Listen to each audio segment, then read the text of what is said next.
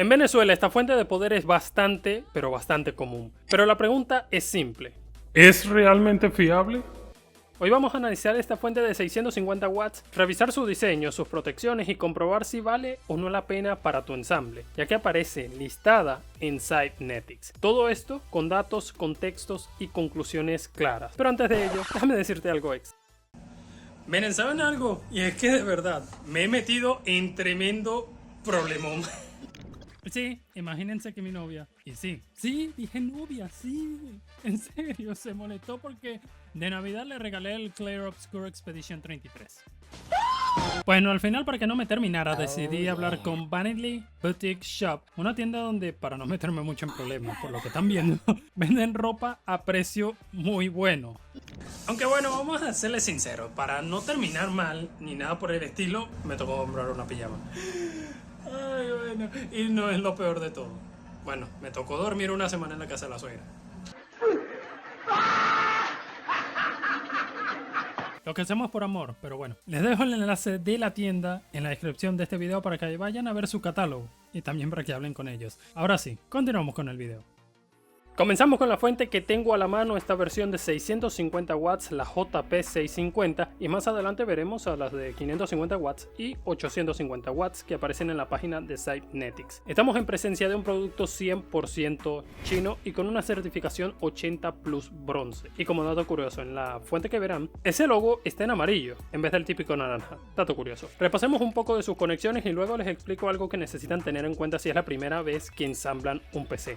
Un cable de 20+4 para la placa madre, una conexión de 4+4 para la CPU, 3 conexiones de PCI Express 6+2, tenemos hasta 5 conectores SATA y 2 para periféricos. Y aquí el detalle, esta fuente solo tiene salida para 110 voltios. Una vez que sabes todo esto, es necesario repasar el precio de esta fuente de poder, y también quiero avisarles que la marca no me la ha enviado ni tampoco está patrocinando el video, por lo que las conclusiones al final probablemente no le gusten a ellos. Pasamos a Mercado Libre y allí veremos que esta misma puede llegar a rondar en esta versión los 90, 120 dólares, tomando en cuenta que también está apareciendo una con RGB, pero para mostrar de manera más clara hay 3 publicaciones que te dejaré en pantalla. 99 dólares esta que tiene PC Stas 24 del estado Miranda, Gigabyte Store tiene esta a 95 dólares, ellos son de Barquisimeto, CompuGate Center tiene la versión RGB a 116 dólares. Cualquier duda, enlaces de cada una están en la parte de la descripción, pero necesito que te quedes porque esto aún empieza. Acabamos apenas de ver lo básico, después vamos a responder las dudas, que son simples. ¿Quién las ensambla? ¿Qué protecciones tiene? Ah, y se me olvidaba. Déjame decirte aquel detalle por si es primera vez que te toca ensamblar. La mayoría de los cables, en este caso, con esta fuente de poder, no están identificados. Así que si es primera vez que estás armando una PC, te recomiendo que vayas revisando cada uno de los cables porque puede que te vayas a confundir, y más que nada comparado con la Cooler Master que ya yo les había mostrado hace poco tiempo en el canal. Tenía que decírtelo. Vayamos ahora sí con lo que nos dice Cybernetics. Hey bro, ¿pensaste que mi cara no aparecería aquí en este video? Andas valiendo verga.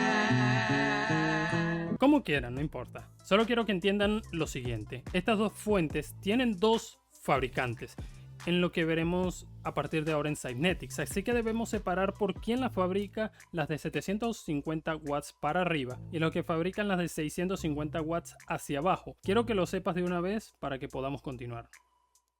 La fuente de GEMIP, que es de 550 watts, aparece listada en la página de Cybernetics, y dado que en su página oficial nos indica que cumple con las normativas, vayamos a ver si es verdad.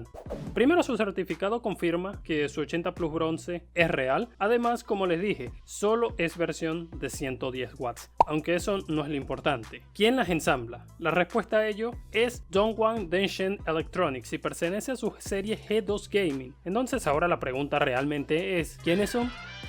Se trata de una empresa china ubicada en Guangdong y a quien puedes ver en páginas como Alibaba como mayoristas. Y cuando revisamos cosas específicas como MOSFETs, protecciones, diodos, todos ellos son chinos. Los MOSFETs son de Shenzhen SIF20N50F y Newstar NSP 60T20A. Tiene una eficiencia energética del 84%, que es decente, pero es obligatorio, ¿ok? Aunque vayamos a la parte mala, protecciones. La vez que les conté de las Cooler Master hablé en aquella oportunidad que tenía al menos 5 de 7 protecciones importantes, pues repasemos a esta. Tenemos la OCP, que es la protección en la línea de 12 voltios, pero solo a nivel normal porque a mayor temperatura no hay una revisión que nos muestre. Existe la OTP, que es la protección de sobre temperatura, que básicamente significa lo siguiente: esta misma fuente se va a apagar si reconoce que la fuente superó el umbral seguro de temperatura. SCP, la cual sería la protección ante cortocircuitos, y más nada. ¿Asustado, Potter? Ni un poco. Se los dije, no les iba a gustar, pero las conclusiones las vamos a dejar para más adelante. Vayamos con la segunda que apareció en Cybernetics.